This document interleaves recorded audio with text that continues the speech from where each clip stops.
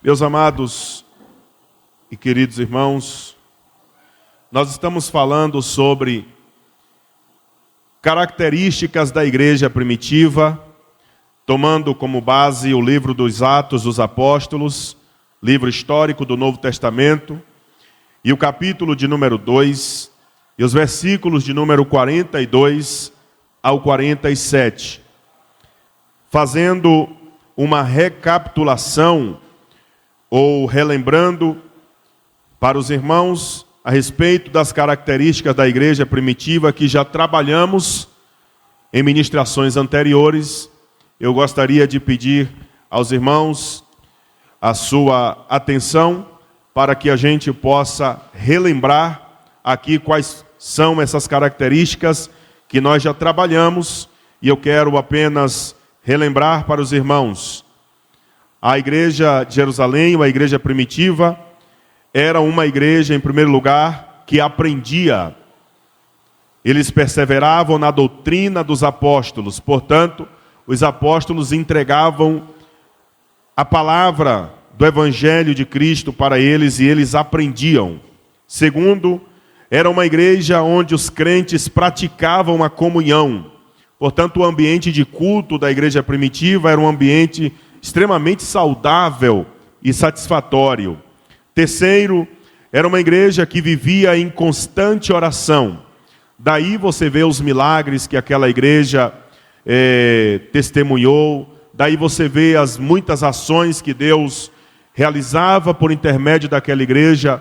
E era justamente por conta dessa prática continuada da oração. Porque muitas pessoas querem viver o surreal de Deus, o sobrenatural de Deus. A única coisa que elas não querem é perseverar na oração. Mas a igreja primitiva, ela perseverava em oração. Em quarto, a igreja primitiva temia a Deus com profunda reverência. Um ambiente de culto daquela igreja não era um ambiente de culto bagunçado, como em muitas igrejas na atualidade, onde o espaço físico do culto muitas vezes é vilipendiado, desrespeitado. As pessoas elas andam o tempo todo na igreja, elas vão para banheiro, elas vão beber água, elas conversam paralelamente entre elas, elas mexem no celular, elas até fecham negócios, pelo WhatsApp dentro do templo no momento do culto. Tem irmãos que vendem carro durante o culto, eles negociam ali no WhatsApp e fecham vendas dentro da igreja, do templo, e se brincar ainda pede microfone para testemunhar a bênção. Irmãos, acabei de receber aqui uma bênção, vendi um carro agora aqui.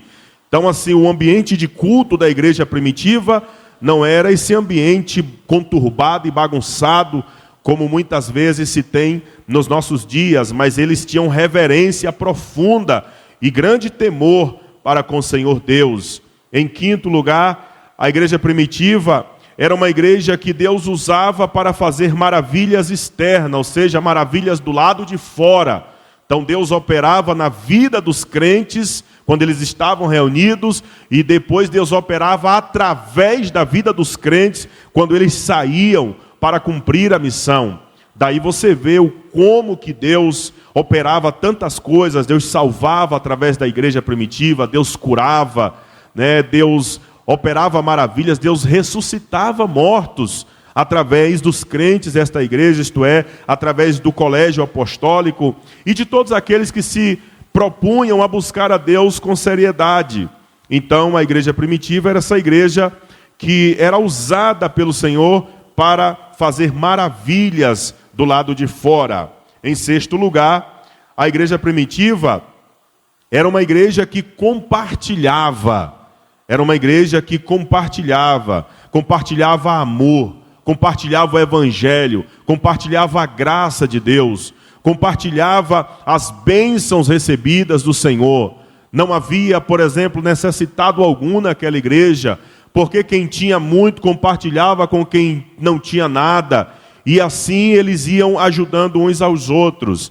Era o exemplo de uma igreja realmente praticante dessa essência que é o próprio Deus, que é o amor. Então, uma igreja que compartilha é a igreja que ama. Em sexto lugar, Mas para a ministração desta noite, queridos, em sétimo lugar, a igreja primitiva é reconhecida como uma igreja que adorava. Para você que gosta de anotar, em sétimo lugar, a igreja primitiva era reconhecida como uma igreja que adorava. E aí nós temos aqui no versículo de número 46, do capítulo 2 de Atos, a seguinte expressão: e perseverando unânimes todos os dias no templo, e partindo o pão em casa, comiam juntos com alegria e singeleza de coração. Mas a parte A do versículo diz: e perseverando unânimes todos os dias no templo. Aqui nós temos a demonstração de que a igreja primitiva, a igreja em Jerusalém, era esta igreja que adorava ao Senhor Deus, que adorava ao Cristo que lhe salvou. Então era uma igreja, queridos irmãos, totalmente voltada para isso. Eu imagino, queridos irmãos, que muito embora a igreja primitiva era uma igreja cheia de pessoas que hoje, se fosse hoje com essas internets que se tem, com essas redes sociais, poderíamos dizer que esses apóstolos, lá do início dessa igreja, eram homens famosíssimos, eram homens conhecidíssimos, exatamente pelo poder que havia na vida daqueles homens, os homens de Deus da igreja primitiva. Por quê, queridos irmãos?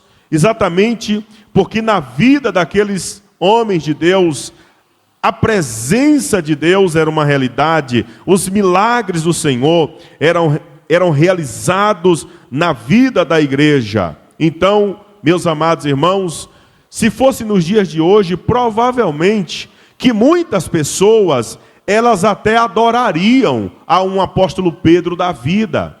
Porque quando Pedro termina de pregar o primeiro sermão após a efusão do Espírito Santo, a Bíblia diz que quase 3.000 almas aceitaram a Jesus.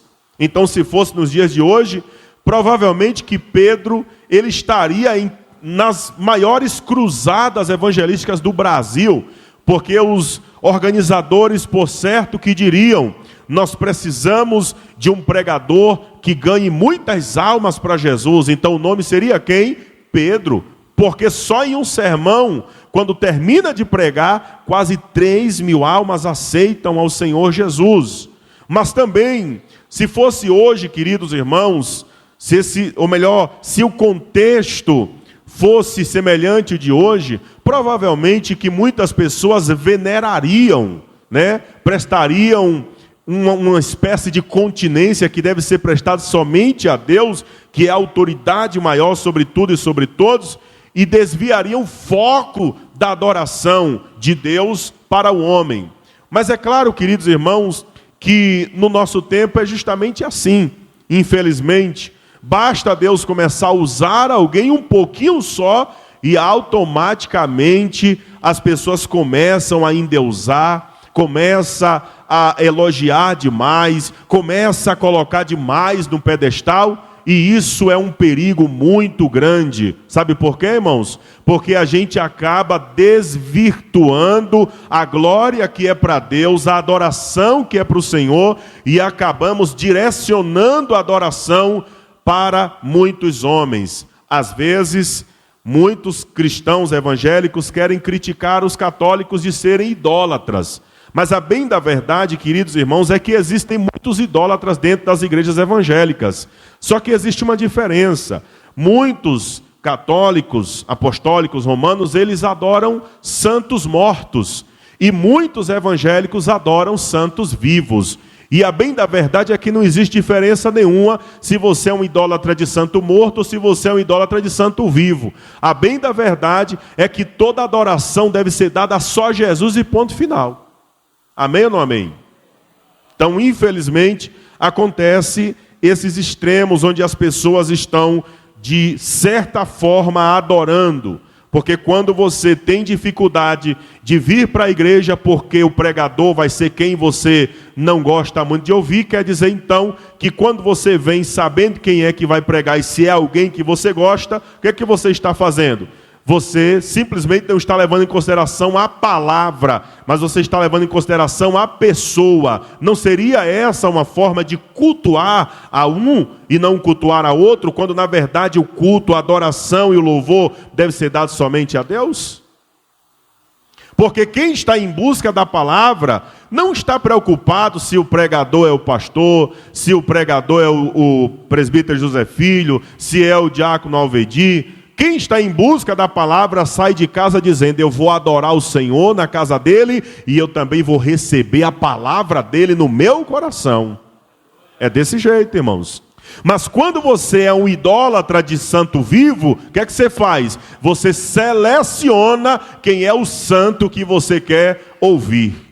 Quem é o santo que você acha que toda a verdade, toda a eloquência, toda a unção, toda a autoridade, todo o poder está com ele. A verdade é que todo o poder está em Deus e Deus usa os seus servos com este poder para que haja edificação na igreja. E a igreja que é madura entende que o indivíduo que está sendo usado por Deus não é nada dele. Só existe o dom de Deus na vida dele, mas toda a glória é só para Deus, toda adoração é só para Deus, todo louvor é só para Deus e ponto final.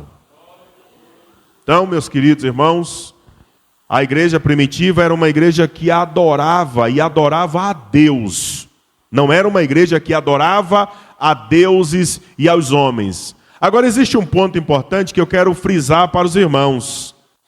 Não apenas os crentes tinham consciência que toda adoração só deveria ser dada a Deus, como também os líderes desta igreja entendiam que toda adoração só deve ser dada a Deus. Em alguns momentos, os apóstolos chegavam para pregar em algumas regiões, e quando o Senhor operava uma maravilha, alguns se atreviam a cair de joelhos na presença do apóstolo. Mas o que era que eles faziam? Se levante, porque nós somos homem igual você. A diferença é que sobre as nossas vidas paira o poder do Espírito Santo. O que é que falta na vida de muitas pessoas das lideranças nos dias atuais? É justamente cortar o mal pela raiz. Dizer ao idólatra que toda adoração é dada só a Deus. Vez por outra alguém vem no WhatsApp, tipo hoje, tecer alguns elogios à minha pessoa. Eu também recebo elogio, tá, irmão? Não é só porrada, não. Então, vez por outra alguém vem tecer alguns elogios para mim. E a minha resposta é a mesma. A Deus seja toda glória. Porque eu não posso, queridos irmãos, cometer o erro de inflar, de me encher, de achar que é por mim, que sou eu.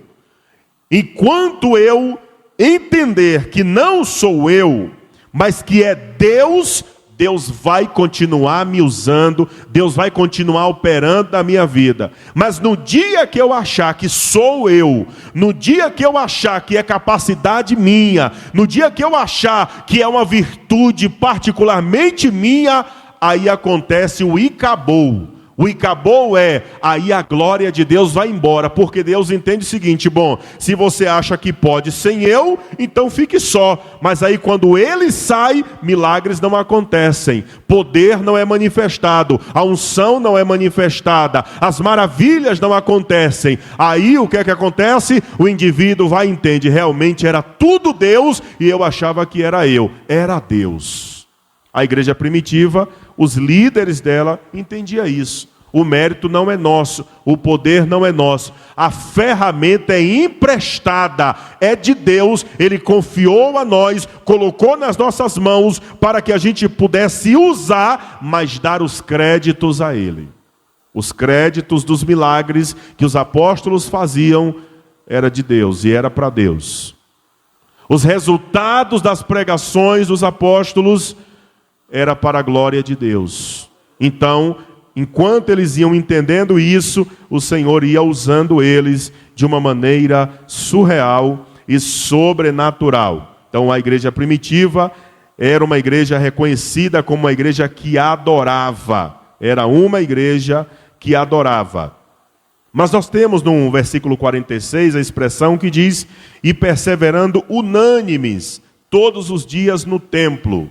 No versículo 46, na parte A, perseverando unânimes todos os dias no templo. Nós vamos entender, queridos irmãos, que o templo era um lugar de oração, mas também um lugar de praticar adoração a Deus. Eu quero que vocês abram suas Bíblias aí em segundo livro das Crônicas de Israel, capítulo 7, versículo 11 ao versículo 16. Alguém pode achar e ler esse texto, por favor? Veja que no versículo de número 16 diz: porque agora escolhi e santifiquei esta casa para que o meu nome seja nela perpetuamente, e estarão fixos os meus olhos e o meu coração todos os dias.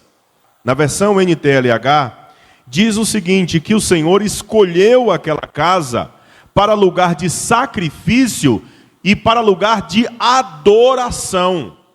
Então, se os irmãos perceberem, o primeiro templo que foi construído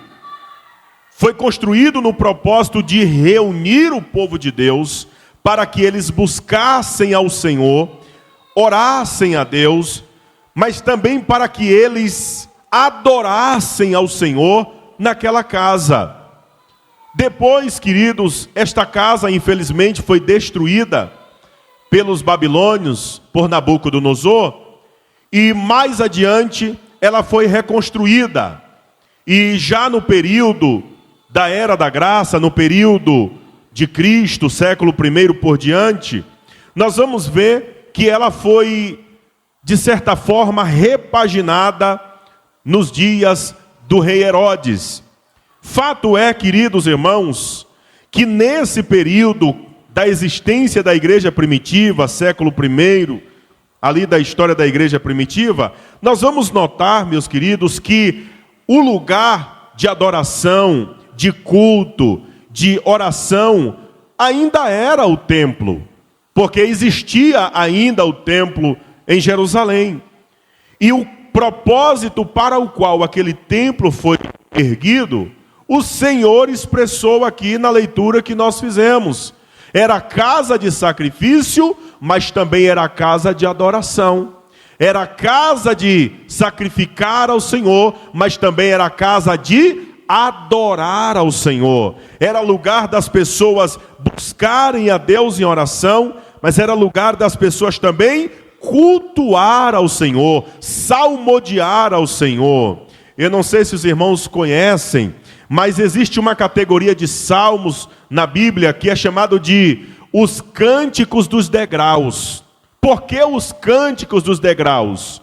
Porque era uma cultura daquele povo, quando eles iam subindo as escadarias do templo, a cada degrau eles paravam e cantavam um cântico, que é um dos salmos da Bíblia que nós temos.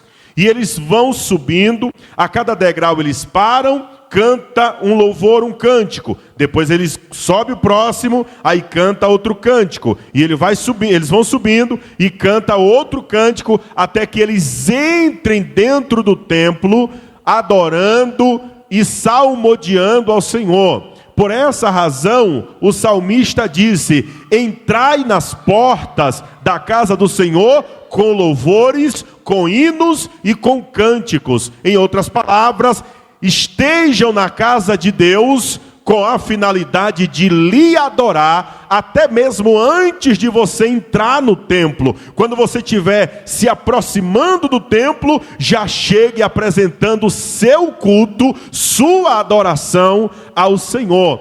Então, em nenhum momento você vai ver o templo sendo construído com a finalidade de ser uma casa de negócios, uma casa de fechamento de contratos, Uma casa com a finalidade de ser um lugar de confusão, de briga, de tantas coisas que foge o princípio. Tanto é que quando Jesus ele foi chegando no templo, que ele viu as pessoas vendendo no templo, ele viu as pessoas comercializando no templo, Jesus ele teve uma espécie de um ataque de fúria, irmãos. E ele começou a virar a mesa, jogar as coisas para cima, começou a pegar o dinheiro do povo, jogar para lá, pegou uma corda, dobrou a corda, porque não podia entrar nenhum tipo de ferramenta que servisse como arma no templo. Ele pegou uma corda, dobrou a corda e começou a bater em gente. E ele batia no povo, derrubava as mesas, jogava as moedas fora e dizia: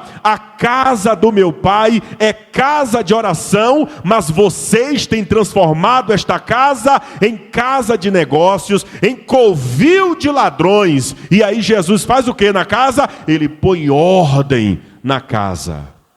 Então é um perigo, irmãos. Quando você vem para a casa de Deus, quando você vem para esse lugar que foi construído para a glória de Deus, para cultuarmos ao Senhor, para a gente praticar a comunhão, quando você vem para esse lugar, fora desses propósitos, você está passivo de tomar uma surra de Jesus. Bom que Jesus não bate mais ninguém com corda, né? Mas ele espera o dia do juízo que já está determinado para ele julgar todos aqueles que profanam a glória dele. Então, fique lembrando que a vingança é um prato que Jesus vai comer frio. Ou seja, se você acha que, muitos acham, né, que está bagunçando na casa de Deus, num lugar consagrado para louvor e glória do nome do Senhor, e Deus não está fazendo nada, é porque Ele está aprovando, toma cuidado, porque primeiro você faz a compra, usufrui do que você comprou, mas não esqueça, a fatura chega depois. Vamos entender o propósito desse lugar, irmãos. O propósito desse lugar é adorar a Deus. Eu não sei, presbítero Zé Filho, como é que tem pessoas que conseguem chegar aqui nesse lugar e desrespeitar esse lugar. Tem gente que briga aqui, assim, eu digo dentro do templo. Tem gente que briga, tem gente que procura confusão, tem gente que ofende o outro, tem gente que fala mal do outro dentro da igreja, tem gente que mente dentro da igreja. E eu fico pensando, meu Deus, acabou o temor mesmo. As pessoas elas não temem mais a Deus e elas acham que um lugar sagrado não é mais sagrado. Claro, queridos irmãos, que no propósito trazido por Cristo, a casa onde Deus habita é a nossa vida. Mas no dia que essa casa foi construída, ela foi construída para a glória de Deus ou para a glória do homem? Para honrar o nome de Deus ou honrar o nome dos homens? Para adorar a Deus ou adorar os homens? Então, entende-se que esse lugar é um lugar sagrado, ou seja, sagrado porque é um lugar consagrado para glorificar o nome de Deus. Amém ou não amém? Então, meus queridos irmãos, vamos entender, primeiramente, esse conceito, perseverando unânimes todos os dias no templo, para que a gente possa prosseguir. Então, o templo era um lugar de oração, mas também um lugar de praticar adoração a Deus. Então, quando os crentes da igreja primitiva, eles perseveravam unânimes todos os dias no templo, subentende que eles estavam vivendo em constante adoração. E vale dizer que existia uma valorização muito grande pela prática de ir ao templo para cultuar o Senhor. Tanto é que, se vocês observarem, quando Pedro e João foi chegando na porta do templo, que encontrou um paralítico, e aquele paralítico pediu uma esmola, eles disseram: nós não temos ouro e nem temos prata, mas o que temos isso te damos. Em nome de Jesus Nazareno, levanta e anda.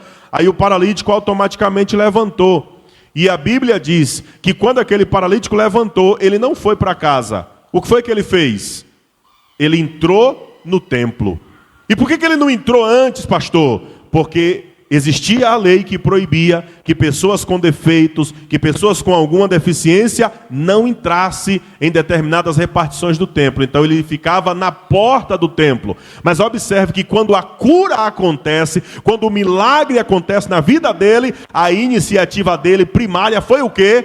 agora sim eu vou entrar onde eu nunca pude entrar por causa da minha deficiência. Pastor, como é que identifica um crente doente? É quando ele não consegue entrar na casa de Deus, é quando ele não tem ânimo para vir à casa de Deus, é quando ele não tem disposição para vir à casa de Deus. Esse é o crente doente. Mas quando o Senhor operar o milagre na vida dele, se brincar, ele vai querer trazer até a cama dele para dormir na igreja. Porque o doente estava doente, mas quando o milagre aconteceu, ele não perdeu a oportunidade de entrar. Ele poderia ir para casa, mostrar à família dele que ele estava curado, mas a Bíblia diz que ele entrou. Agora olha o detalhe, eu gosto da Bíblia pelos detalhes. Olha o detalhe. Você não vai ver esse paralítico, Alvedi, que você pregou esse texto esses dias, você não vai ver aquele paralítico, ao entrar no templo, o texto não diz que ele ficou sentado analisando a beleza do templo, analisando os detalhes, os pormenores do templo. A Bíblia é enfática e vai dizer que, está escrito, e está escrito que o paralítico entra no templo e ele começa a adorar a Deus dentro do templo. Por quê? Porque a casa de Deus é lugar de adoração a Deus. Se você sair de casa, irmão, tenha na sua mente o sentido: eu vou para a casa de Deus adorar a Deus, eu vou para o templo adorar o Senhor, eu vou para a igreja adorar ao meu Criador. Mas quando você chegar aqui, não cochile não converse paralelamente não. Faça o que você determinou que você ia fazer. Adore ao Deus da casa. E o Deus da casa, ele vai manifestar a sua presença. E o Deus da casa não sou eu e nem os obreiros do altar. O Deus da casa é o Criador dos céus e também da terra. Então, era uma igreja que adorava, queridos. Eles adoravam a Deus. Então, dizer que os crentes perseveravam diariamente no templo, fala da vida de entrega e profunda adoração que aqueles cristãos viviam. Eles viviam essa profunda adoração. Então, meus queridos irmãos, é importante que a gente desenvolva isso em nós também. É interessante que a gente busque a presença de Deus, para que a presença do Senhor nos impulsione a adorar a Ele. Adorar ao Senhor consagrando a nossa vida. Adorar ao Senhor reverenciando Ele no culto. Adorar a Deus levantando as mãos. Adorar a Deus chorando na presença dEle. Adorar a Deus abrindo a boca e dando glória. Aleluia! Louvado seja Deus! Adorar a Deus cantando. E o hino diz: todos juntos o louvemos, e realmente todos juntos louvando ao nome do Senhor. Então, o templo, a ida dos cristãos ao templo, traz a conotação de uma contínua vida de adoração a Deus. Irmãos, me permita, você passa o dia todo trabalhando. Alguns trabalham sentados, outros trabalham em pé, outros trabalham pesado, outros trabalham muito com a mente, mas fato é que todos estão cansados quando chega no final do dia, sim ou não? Todos estão cansados. Aí você, mesmo cansado, vem para essa casa, e quando chega nessa casa, o ambiente é pesado, o ambiente é desagradável. Parece que tudo que está sendo feito é centralizado em um homem, que não é o Senhor da casa, que é o Senhor Jesus. Falando francamente, o prazer é de nem vir para esse lugar. Agora, você sai da sua casa, quando você vai chegando ali, colocando o pé na rampa para subir para cá, você já sente aquele calor gostoso da presença de Deus. Aquela atmosfera maravilhosa. Aí parece que aquele dia cansativo que você teve, estressante, simplesmente não existiu. Por quê? Porque o renovo já acontece antes mesmo de você entrar aqui. Antes mesmo de você chegar aqui e se ajoelhar, o renovo já acontece. Por quê? Porque alguém está adorando. E a adoração na casa atrai a presença de Deus para casa. E a presença de Deus na casa vai produzir renovo. Vai levantar quem está caído. Vai fortalecer quem está fraco. Vai animar quem está desanimado. Vai ressuscitar quem está morto espiritualmente. Vai dar dinamismo para a vida cristã. E você vai sair dizendo: valeu a pena ter vindo aqui. Você volta para casa meditando na palavra, meditando em tudo que você viveu e diz: valeu a pena. No próximo culto eu vou estar lá de novo. Uma igreja que adora a Deus é uma igreja desconectada das coisas da terra e conectada às coisas do céu. Deixa eu lhe fazer uma pergunta: em quem ou em que você está conectado essa noite? Está conectada no problema que tem que resolver amanhã? Ou você está conectado no Deus que está lá em cima? Você está conectada no problema que não foi resolvido? Ou no Deus que resolve problema? Você está conectada no problema da sua saúde? Ou no Deus que pode te curar? Antes que você saia desta casa, Ele pode arrancar a enfermidade. Pelo livro de Deus, entendemos que uma vida de adoração a Deus não está condicionada a um local específico.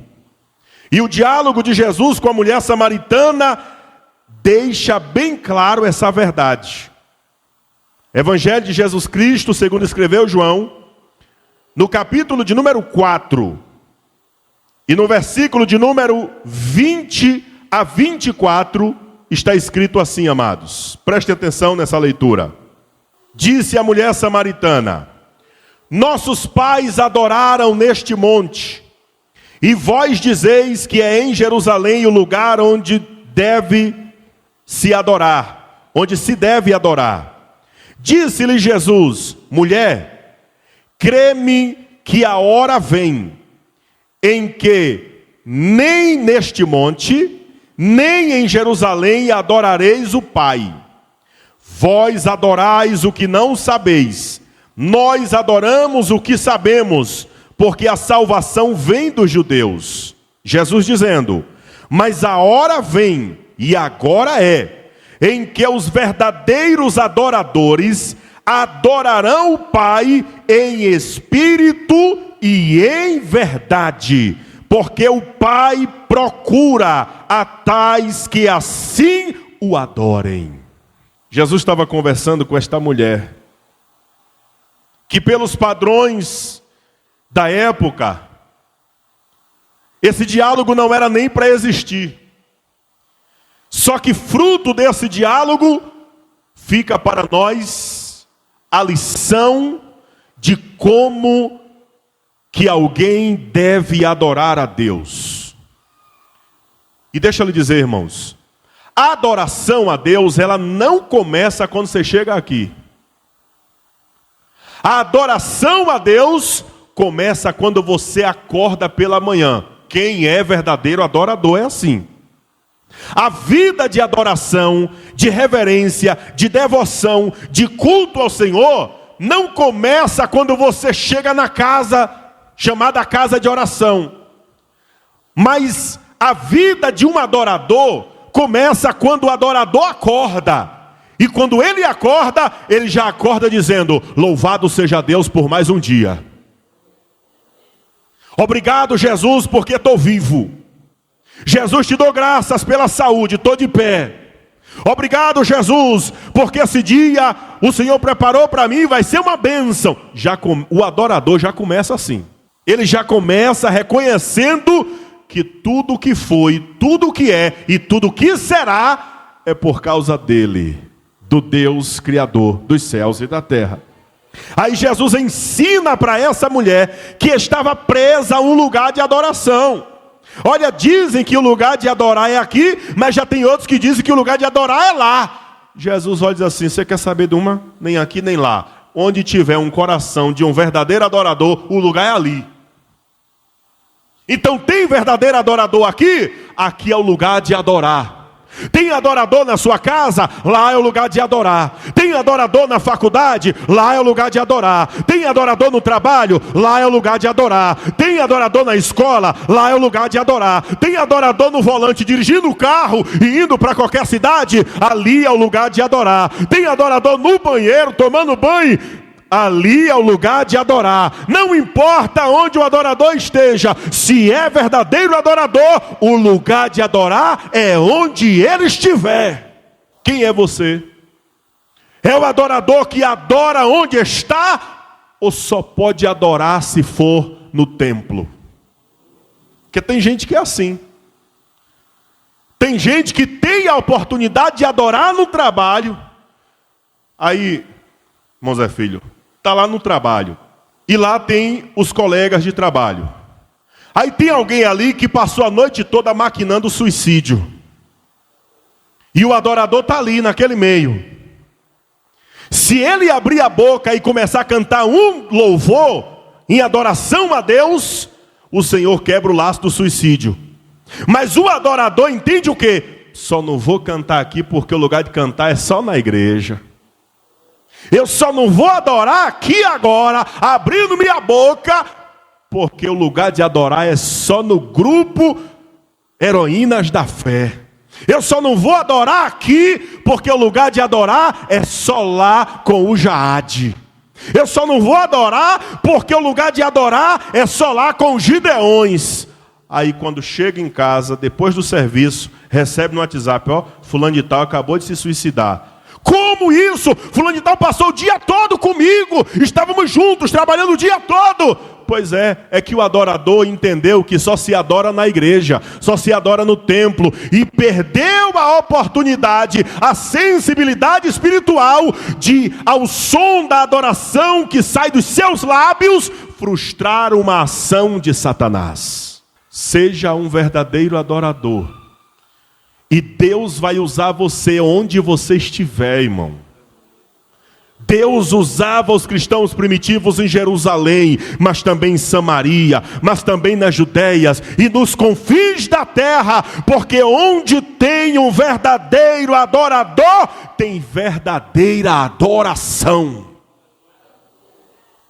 Amém ou não amém? O cristão que sabe o valor de uma vida de adoração a Deus, não o adora apenas quando tudo está favorável para ele. Não. O cristão que sabe o valor de uma vida de adoração, não o adora apenas quando tudo está favorável a ele. Mas adora também quando as coisas não estão bem. Quando as coisas não estão lhe favorecendo, ele adora também. Porque como disse o cantor, eu não adoro pelo que ele faz, eu adoro pelo que ele é. Ele é o meu pastor, nada me faltará. Ele é o meu escudo e a minha proteção. Ele é a minha rocha, ele é a minha luz, ele é o meu escudo, ele é o meu livramento, ele é o socorro bem presente na angústia, ele é a resplandecente estrela da manhã, ele é o leão da tribo de Judá, ele é aquele que destruirá o meu inimigo pelo sopro da sua boca, ele é aquele que tem escrito na sua coxa, Rei dos reis e Senhor dos senhores. Ele é aquele que vai chamar o meu nome para que eu adentre as mansões celestiais. Ele é aquele que me dará um novo nome quando eu entrar nas mansões celestiais. Ele é aquele que mudou a minha sorte. Ele é aquele que perdoou os meus pecados. Ele é aquele que escreveu meu nome no livro da vida. Ele é aquele que me converteu de todo pecado. Ele é aquele que destruiu o inimigo que queria tragar a minha alma. Ele é aquele que me dá a graça que eu preciso. Ele é aquele que me fortalece nas horas de fraqueza. Ele é aquele que me levanta quando eu estou caído. Ele é aquele que me encoraja quando eu estou desencorajado. Ele é aquele que me anima quando eu estou desanimado. Ele é aquele que me batiza com o Espírito Santo. Ele é aquele que me dá os dons espirituais. Ele é aquele que me dá o fruto do Espírito. Ele é aquele que me dá o próprio Espírito. Ele é aquele que me consola. Ele é aquele que me conforta. Ele é aquele que vai enxugar dos meus olhos todas as lágrimas. Ele é aquele com quem dia eu vou sentar na mesa para cear na presença dele. Então eu não quero saber o que eu estou vivendo, eu vou adorar a ele enquanto eu viver. Está doente, mas está adorando aquele que cura. Está passando por luta, mas está adorando aquele que te dá vitória. Está passando por adversidade, mas está adorando aquele em quem você crê, que dele virá o seu socorro. Livro de Jó, capítulo 1, versículo 20 e 21. Antes de citar essa referência, de ler o texto, no livro de Jó, capítulo 1, versículo 20 e 21, Jó estava vivendo uma vida abastecida de bênçãos ou uma vida totalmente fracassada, irmãos? Estava vivendo numa vida fracassada. Sepultou 10 filhos, irmão. Sepultou 10 filhos. Perdeu todas as riquezas que tinha. Perdeu a saúde, o corpo estava em lepra. Caído no chão, no meio da terra, com um caco de telha coçando as coceiras do corpo. Mas acompanha comigo a Bíblia. Então Jó se levantou e em sinal de tristeza, rasgou as suas roupas, rapou a cabeça, depois ajoelhou-se, encostou o rosto no chão e adorou a Deus. E fez o que, irmãos? E disse Jó: nu nasci, sem nada, e sem nada vou morrer. O Senhor deu, o Senhor tirou, louvado seja o nome do Senhor. O verdadeiro adorador, ele não condiciona a adoração dele às circunstâncias da vida. Não, ele não condiciona a adoração dele às circunstâncias da vida. Ele é um indivíduo que adora a Deus quando tudo está bem, mas ele continua adorando a Deus quando as coisas estão indo de mal a pior. Sabe por quê? Porque o negócio dele não é com a bênção. O negócio dele é com o abençoador. O negócio dele, queridos, não é pelas coisas dessa vida, mas o negócio dele é por aquele que tem o poder de dar aquilo que você quer e mais além do que você nem imagina que ele possa te dar. E Jó conhecia ele, e Jó sabia quem era ele, e a postura de Jó diante de todo o fracasso foi: eu vou adorar a ele, independente do que eu estou vivendo. Eu vou adorar a ele, independente do momento que eu estou vivendo. Eu vou adorar a ele, independente do meu luto. Eu vou adorar a ele, independente das minhas perdas. Eu vou adorar a ele com saúde, mas eu vou adorar a ele sem saúde também. Que tipo de adorador você é? É o adorador que só adora quando a conta bancária está estufada igual eu. É assim? Apesar de que eu não estou mais tão estufado, que o terninho já está fechando 2 botões, para a glória de Deus. Então, irmãos, que tipo de adorador você é? É o adorador que só adora quando a porta está aberta? Vou te dar um conselho. Mesmo que você precise de uma porta aberta, mas essa porta ainda está fechada, adore no corredor até a porta abrir. Eu quero a porta aberta, mas ela ainda está fechada, eu estou no corredor. Fica no corredor adorando. Aí quando ela abrir, você entra adorando. Você entra adorando, amém? Você entra adorando, amém? Está com a enfermidade está incomodando. Quando Deus me curar, eu vou dar um culto de ação de graças. Quando Deus me curar, eu vou ser o maior adorador daquela igreja. Não, enquanto Ele não cura, vai adorando a si mesmo. Vai adorando a si mesmo. Vai adorando a si mesmo. Vai adorando a si mesmo, para que quando Ele te curar, a adoração só aumente o nível. Amém ou não amém? Continuando sobre Jó, Jó persistia na luta, mas a sua adoração não cessava. 42 de Jó, verso 1 e 2.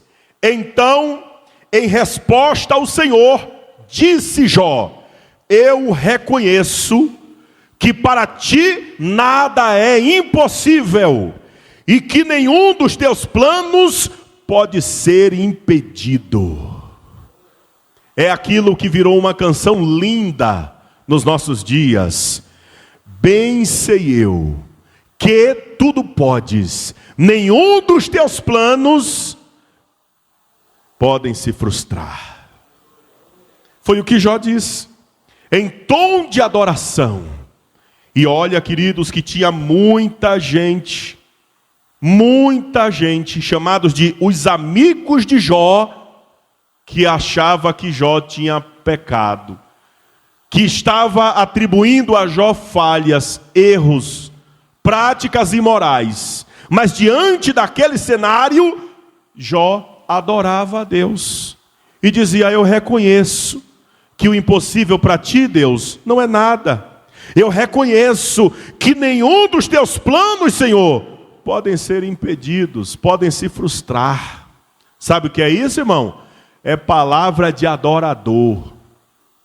É palavra de quem conhece o Deus que sabe virar o jogo. Se você adorar, Deus vai virar seu jogo. Se você adorar, Deus vai virar a chave. Se você adorar, a porta vai abrir. Se você adorar, o milagre vai acontecer. Se você adorar, Deus vai lhe honrar. Mas que Deus é esse, pastor? Que só me abençoa se eu adorar? Não, não é que Ele só te abençoa se você adorar. É que o filho que sabe conquistar o coração do pai tem tudo do pai. É ou não é, irmãos? É filho. O senhor tem filhos. Aí tem aquele que o senhor diz: ô meu filho, pega esse carro aqui, vai levar aquele material ali. Ah, meu pai, não vou agora não, que eu estou ocupado. Aí você chega para o outro filho: ô meu filho, vai levar aquele material. Sim, meu pai, vou agora. Qual é o melhor filho? É aquele que lhe atendeu bem. Qual filho que vai ter basicamente tudo nas mãos que o senhor vai colocar para ele?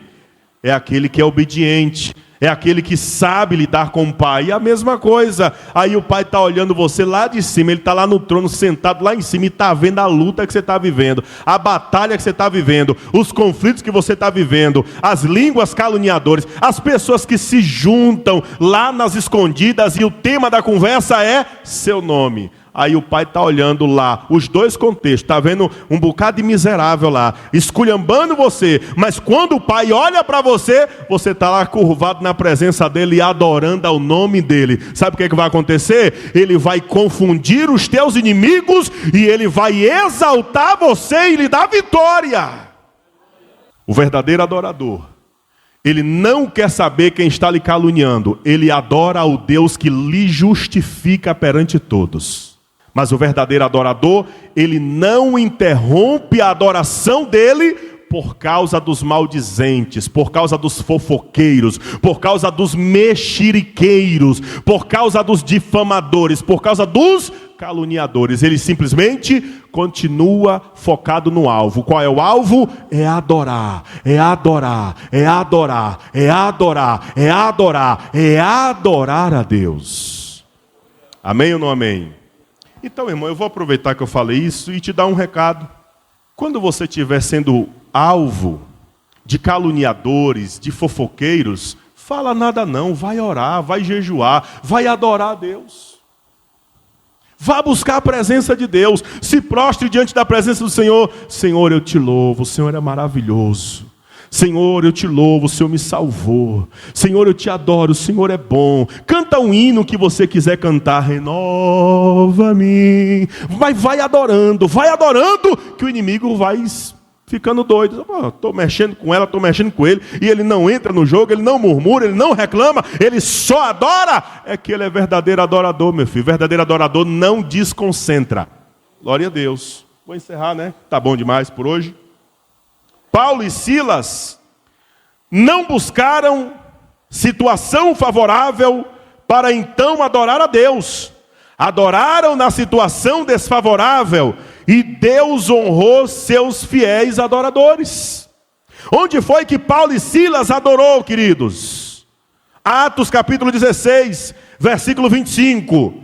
Mais ou menos à meia-noite, Paulo e Silas estavam orando e cantando hinos a Deus, e os outros presos escutavam. Sabe o que é que os inimigos dos verdadeiros adoradores não entendem, irmãos? Sabe o que é? É que os verdadeiros adoradores, queridos, eles são pessoas determinadas, focadas, centralizadas. Os verdadeiros adoradores são pessoas que não estão em busca de promoção nenhuma. Então, tipo assim, o inimigo diz assim, eu vou prender eles, vou colocar eles na prisão, que eu quero ver se eles vão continuar pregando, orando e adorando, eu quero ver. Aí vai e prende Paulo e Silas. Quando prende Paulo e Silas, um olha para o outro, rapaz, nós estamos presos, com as mãos presas, com os pés presos. A gente vai fazer o que aqui agora nessa cadeia? Olha, Paulo, ora aí. Aí tá bom, vou orar. Aí começa a orar. Aí quando Paulo diz amém, encerrando a oração, aí Paulo diz, e agora, Silas? Não, agora deixa comigo, agora eu vou adorar. Adora comigo. Aí fica, um canta, outro adora. Um adora, outro canta. Estão presos, mas um está cantando, outro está adorando. Um está adorando, outro está cantando. Por quê? Porque não existe prisão que detenha um verdadeiro adorador. Não existe perseguição que detenha um verdadeiro adorador. Não existe inimigo que faça calar a voz de um verdadeiro adorador. Ele não depende de circunstâncias boas ou ruins. Ele entende que Deus deve ser adorado no monte ou no vale, na bênção ou na luta, na guerra ou na bonança. Ele adora porque ele entende. Se queremos, e eu finalizo com isso, se queremos conhecer o Deus da vitória, precisamos adorar a Ele mesmo em meio à guerra.